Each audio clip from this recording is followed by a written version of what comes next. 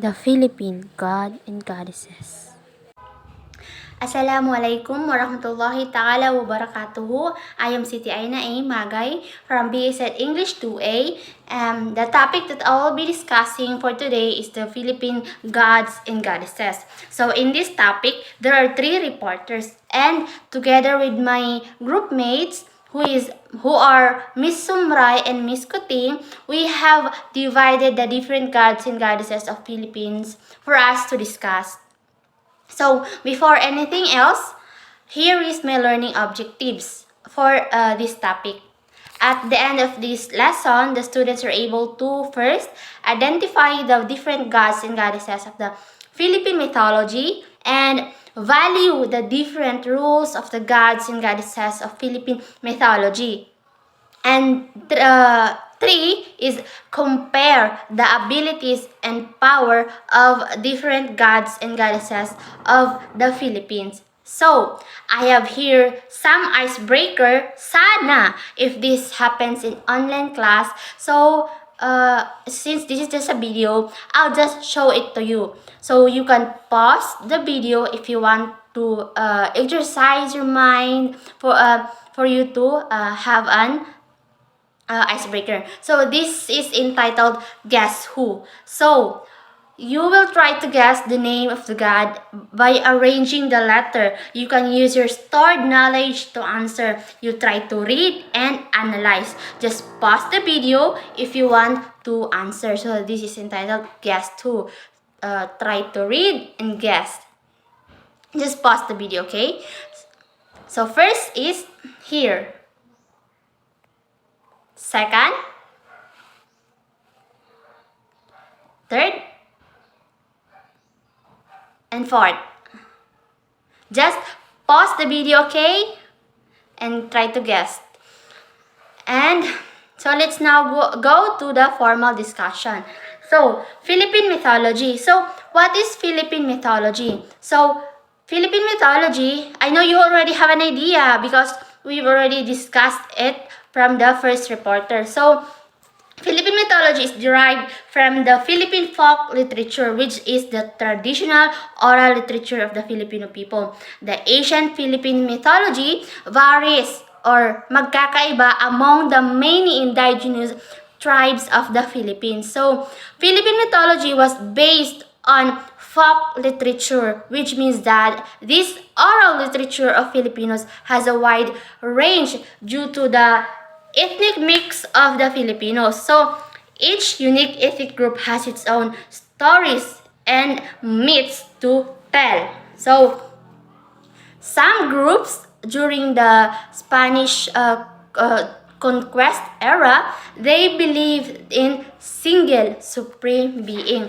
Just like what the first reporter and group 3 had discussed. They believe that Supreme is the one who created the world and everything in it. And the Asian Filipino believe that he is the God and the creator of all. But others choose to worship a multitude of tree and forest deities called Diwata. So, next is the because of our country has many islands and it is inhabited by different ethnic groups, Filipino mythology are very diverse. Filipino are very diverse, but however, there are certain similarities exist among this group. So, what are they? So, such as the heaven or kalangitan or kaluwalhatian, hell or impyerno, and a human soul or what we call kaluluwa. So, that is all about the gods and goddesses before the Spanish colonizes us. So, let us now move to the exciting part, the Philippine gods and goddesses, which is nowadays. So the Philippine mythology, gods and goddesses. So, first god is Bathala, or known as the highest of the gods. He is the supreme deity who created the universe or may kapal.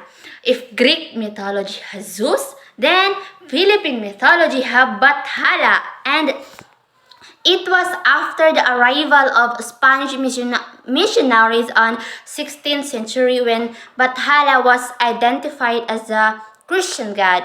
And he is a very strict god when in terms to its rules, but kind to those who obey him.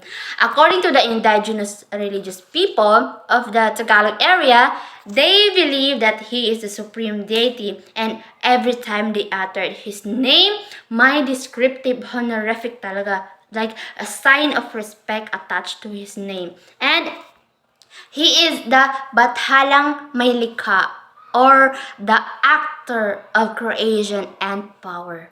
The word Bathala, or the word Bahala na, was came from Bathala. Like ancient people put all their faith on the gods of Bathala, and they believe that Bathala will help them. And Bathala is since Bathala is the creator of everything here in the universe, he is said to appeared in during the various natural phenomenon such as the flood, fire, earthquake, and he declared his authority over the world.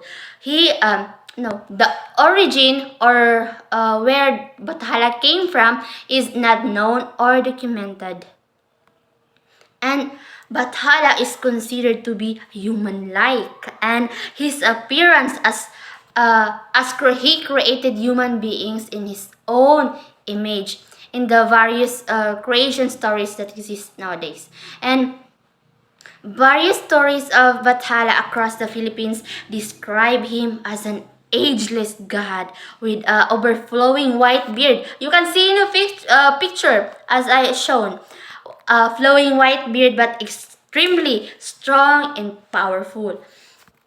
Bathala was all powerful and commanded obedience and reverence wherever he went. From his sky-like abode, kaalwalhatian, Bathala can oversee the humanity from the above.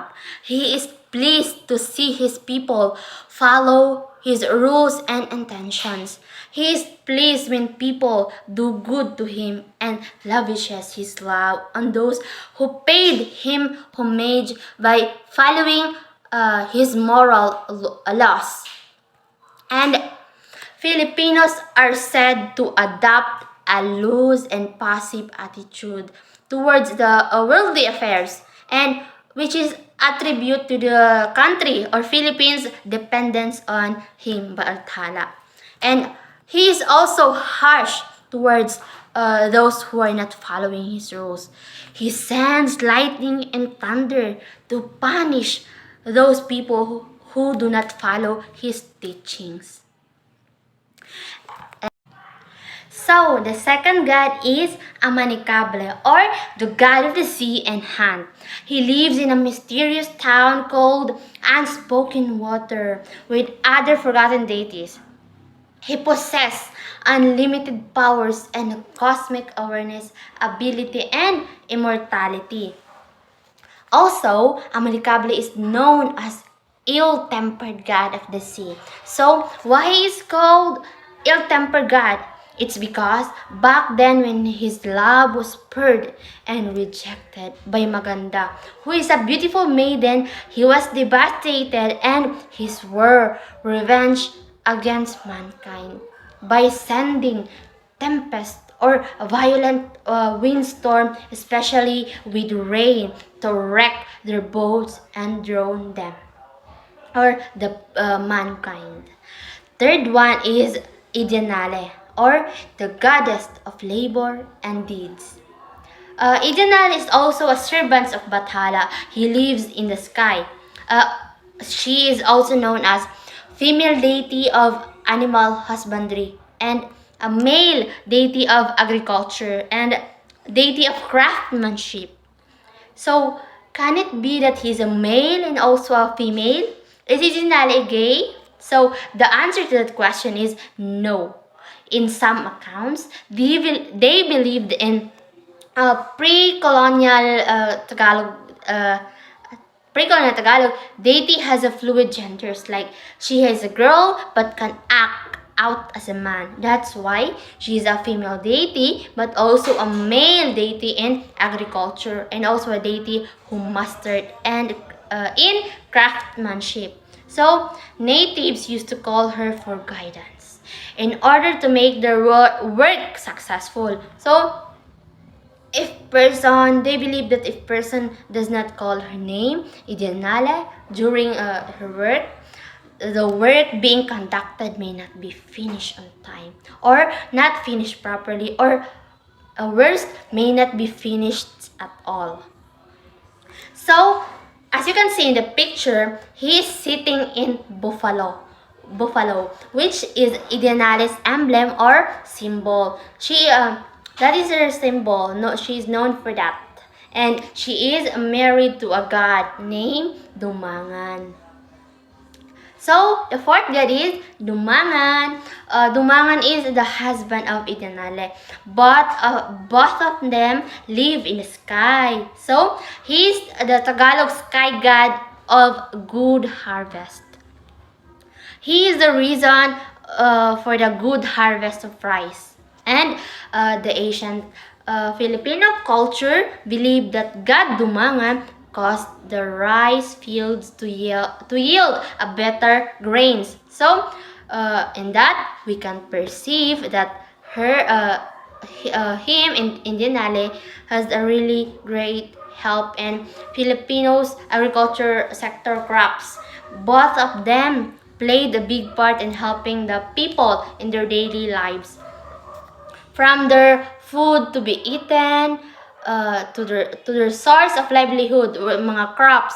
So, Dumangan and Idinala also have a children. Yes, they have, but also gods and goddesses named Dumacolem and Aniton In other early people of Zambales, they believe that Dumangan has three brothers, who is just powerful as him. Yes. So those are the four gods that are assigned to me, and the rest will be discussed by my group mates. So let's have a quick summarization of what I discussed. First god is Batada, or the highest or supreme deity of all deity. Next is Amanicable, or the god of the sea and hunt. Third is Idanale, or the goddess of labor and good deeds. And then the fourth is Dumangan, the god of good harvest. So, how about you? Can you name the god and goddesses with the rule, with their name, or we're just looking at their picture?